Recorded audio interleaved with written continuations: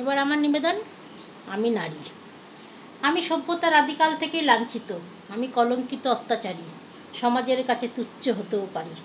আমি নারী, দুঃখ, কষ্ট, যন্ত্রণা সহ্য করেও সব ব্যথা হাসি মুখে বরণ করে নিতেও পারি। আমি ভালোবাসার স্বার্থে শরীর ত্যাগ করতেও পারি, কঠিন লড়াইয়ে সামিল হয়ে সন্তানের জন্ম দিতে পারি। আমি আজকের নারী, স্বাধীন বিশ্বের ধর্ষণের বলিদান হতে পারি। আমি রূপবতী দশভুজা, হিংসা, লোভ, ঘৃণাকে দমন করে ওই কাতায় ভরিয়ে দিতে পারি। ও মানব সমাজ নারীকে সম্মান করতে শেখো, সকল কিছুর সৃষ্টি তুমি, নারী হলো পৃথিবীর শ্রেষ্ঠ সম্পদ। কমেন্টের ব্যাখ্যা, দুজনে সমান একটা কবিতা পোস্ট করে একটা কমেন্ট পেয়েছিলাম। সেই কমেন্টটায় অদ্ভুত কিছু প্রশ্ন ছিল, তার চিন্তাভাবনার বহর দেখে খুব অদ্ভুত লাগছিল। সত্যি তাই, আমি নিজের মতন করে আমাকে যেভাবেই কাজ করার জন্য বলুক, যা খুশি করুক, সব কিছু আমি সহ্য করতে পারি, কিন্তু বন্ধুরা বেইমানি সহ্য করতে পারি না।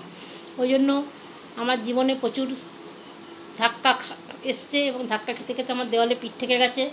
এই জন্য এখন কেউ কিছু ইগনোর করলে বা কেউ কিছু করলে আমি এমন শক্ত নারী হয়ে গেছি, সেটাতে আমার কিছু যায় আসে না। অনেকে অনেকভাবে আমাকে ধাক্কা দেওয়ার চেষ্টা করছে, কিন্তু আমি নিজেকে শক্ত করে ফেলেছি বলেই আজ আমি ভালো আছি।